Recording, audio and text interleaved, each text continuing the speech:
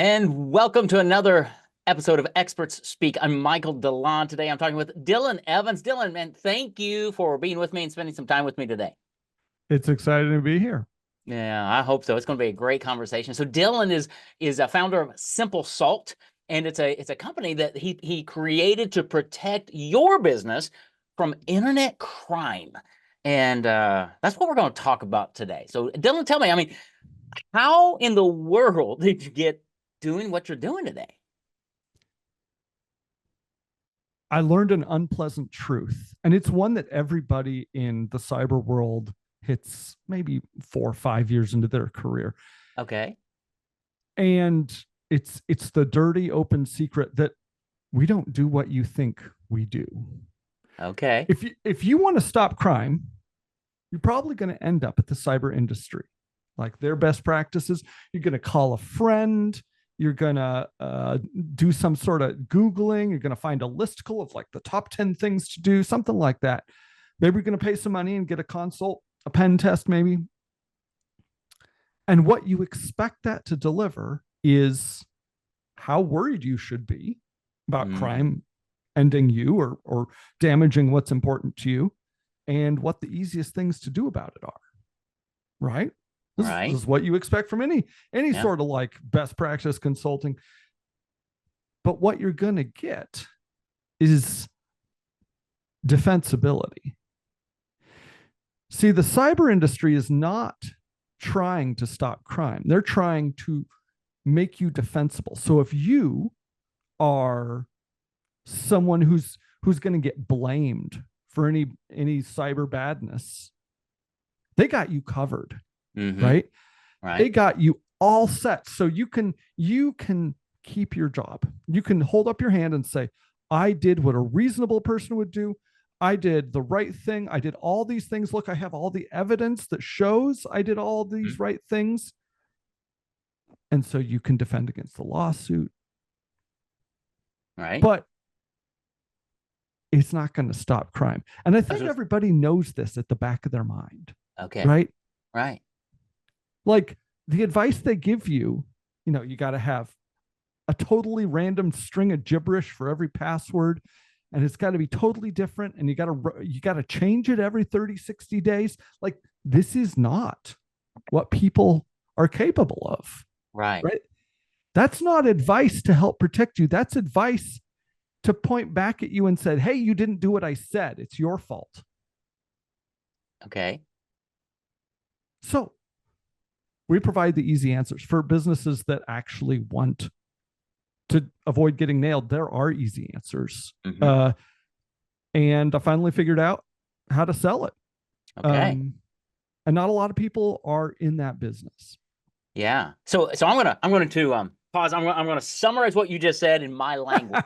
Okay. Yes, perfect. So really what you guys are providing, if I get this right, is a blockade to crime versus a parachute that says, oh, I got stolen or whatever, but I did all this other stuff and I've got a safe landing, even though all my stuff got ripped off or my business just went kaput. Fair? Kind of? Well, I would say it's for different people, right? All right. Sorry. No, that's okay. It's for different people. The standard cyber industry is not there for the interest of the owner of the business, the people who are going to get damaged. It's there for the defensive ability of the person they assigned that role to. Right. Okay. Got it. And so if you are in that role, you've got a set path. This is well-established commodity services. You know exactly what you're doing, but everybody else, the owners of businesses, are hitting double, triple their cyber premiums every year for the last several, right? It's not, their interests are different. Interesting. So, all right. So let's talk about Simple Salt. So what do you guys do? How do you come in and work with business owners and give them that peace of mind? What does it look like? Right. it's easier. Like if you want actual results, it's easier than everybody makes it sound. You don't need to spend a lot. And it's really common sense stuff, Uh-huh. right? You don't need techno wizards. You don't need fancy and big tech spend, which is the usual cyber approach. Mm-hmm. You just need to think through what's going to get my business severely damaged. Mm-hmm. For some businesses, it's going to be invoice fraud. For some businesses, it's going to be theft of sensitive client information. Think like if you're doing secret blueprints for the US Navy or something, like you Right. don't want to lose their secrets, man. That's going to be Yeah. bad news. But for others, like, man, you just run like a plumbing business. Worst case, you lose a month of revenue, like you'll be Yeah. fine. You'll be Mm-hmm. fine. Uh, so it really depends on the business. And so it starts with just what's going to get you absolutely hosed. What's going to really damage you, because it doesn't look the same as the guy next door. One size Mm-hmm. does not fit all in this business. Okay. All right. And so there are different kinds of crime, and there are different solutions based on those crimes and based on the type of business you have and where, as you say, what's going to sink you in your business, because it Mm-hmm. might be something different. And so you work with business owners to identify those things and then put together a simple plan, or I mean, what's it look like? Yeah, we focus on the folks with a lot to lose, right? Okay. If you run a tire repair shop, we're not worth it. I mean, Yeah. you could call us up and we'd probably help you out. But think about think about your divorce lawyer, Mm-hmm. right? This is you at your worst moment. You are like your life is entrusted to this person. If you get an email from some crime ring out in Bulgaria saying, "Hi, we have everything your lawyer wrote down about you in the whole file, and we're going to post it on Facebook next week, unless you pay us 100K," Mm-hmm. you're going to stab that guy. You're going to stab your lawyer, right? This Mm-hmm. is a big deal to you, and you're not in your best mind. But many businesses can just swallow it, or the insurance policy will make them whole. We help the businesses that cannot afford to just rely on an insurance policy for this sort of risk. Mm-hmm. Wow. I'm sure there are lots of questions that business owners, whether they're financial advisors, attorneys, doctors, right, who you probably work with, what are some of the questions that either they are asking or they should be asking that maybe they're pretty ignorant about all this, or they've got the ostrich head in the sand going, yeah, yeah, whatever, they blah blah blah, right? This doesn't happen to me. Yes, man. I think there's a lot of ostrich head in the sand, but I don't think it's like the fault of people who are doing that, because the cyber industry has been feeding us a load of bull for decades, Mm-hmm. right? It's not reasonable. And I think at a basic level, we all recognize the absurdity of of their approach. No one is giving these business owners, the people with a lot to lose, sensible advice. Right. And so I think they're mostly doing the rational thing of, man, this makes no sense to me. The only thing that makes sense to me is I get an insurance policy for another $300 a year and hope for the best. Mm-hmm. But there are good answers. There are easy answers, and a lot of them are boring. Like, how about send out your invoices all the same way? Right? Like, there's a depressingly large number of businesses that are substantially damaged from just boring old invoice fraud, right? Mm-hmm. Either your vendor to you, someone breaks into your vendor's email account and sends Yeah. you a fake invoice with different deposit information, Mm-hmm. or someone sends a fake invoice on behalf of you to your customer. And if it's ACH, if it's wire, you got 24 hours max to report that as fraud and claw back that money. Nobody can do that. Right. No. So you guys put together, I don't know what to call it, barriers or hurdles or how do think you of it. You ever watch there's a guy on YouTube called the Lockpicking Lawyer? You know that guy? No, that's cool. Okay. Well, he just picks locks all day long, I guess. This is his hobby, and he videotapes himself doing it. A lot of people think this is hilarious, right? It's about tight mechanisms, right? The easiest locks to pick are the ones with the biggest tolerances, where it's all slapdash and sloppy, right? Anything you can stick a bobby pin in that thing and rub it back and forth, and the lock pops open, right? That's not what you want. Yeah. Your business, your risky processes are the locks, and the sloppier they are, the more kind of differences that can go through them, means that you're going to be more likely, it's going to be much easier for a criminal to pick your lock and run off with something valuable. So we just it can be really easy tightening people's processes, making them standard. We often end up saving them money in the process, getting rid of old systems, waste in the process. Yeah.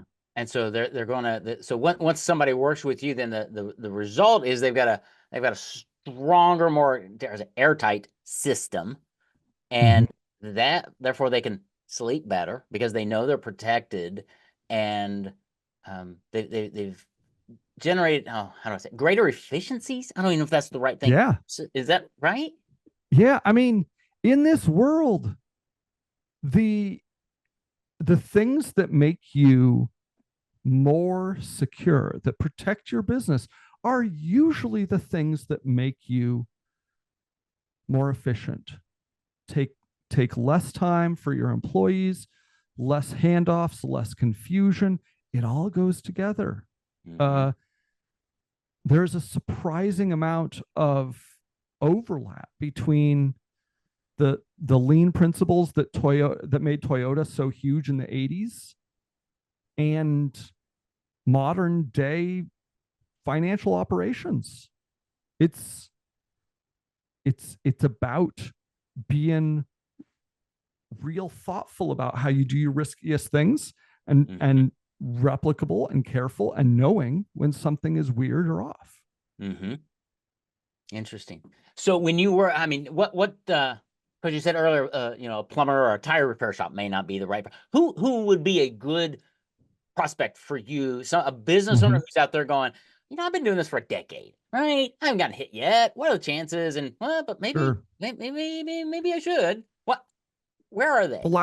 The last 4 years have been crazy. And there is vast underreporting, especially in the small business sense. When Target gets nailed, everybody knows Target can't keep a secret.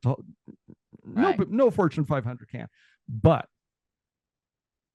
businesses that have been scammed for a lot, and you don't know that has happened because their owners are guarding that secret with their life. They are afraid. Well, absolutely. To tell their buddies. Would it not kill your credibility? And yes, people, who'd want to work with you? Right. Yeah. Your vendors are gonna demand more up front, and your customers are gonna maybe leave. Right. Yeah. Yeah. I mean, it's a fast changing world. Just in the last 3 years, it's the costs going to just averaged by the FBI have exploded. Just double, maybe 50% more every year. Okay. But so I would say, of course, like anybody, everybody needs me. But the people that need me most, that can most benefit are high trust professional services. So if your selling point is trust, Mm-hmm. and you get nailed, and criminals start going after your customers, if that is a situation that would severely damage you, and by the way, no insurance policy is going to cover that. Right. You need to stop it at its source. You need to actually be good at this. You can't depend on, oh, it's not my fault, I did the right things. You got to have results. Right. Yeah. So high trust industries, which is what I work with. So yeah, attorneys, financial advisors, medical professionals, CPAs, tax resolution. I mean, all of that where Mm-hmm. I have my data of some nature, and we have the attorney client privilege, right? I have that with everybody that I trust, and you have to guard that with your life, and that's kind of what you help that business owner do. Mm-hmm. Correct? Yep. That's about it. And it's Yeah. easier than you, man, it's easier than you think it should. There is so much misconception and false beliefs about this industry in the world at large. I would even say there's more, people believe more wrong than they know truth about this industry. There's more misconception than real. Yeah, probably, because I assume they're getting most of their information from the internet, right? And well, yeah, versus talking to somebody like you who's kind of in the industry, who understands how at one level how simple it can be.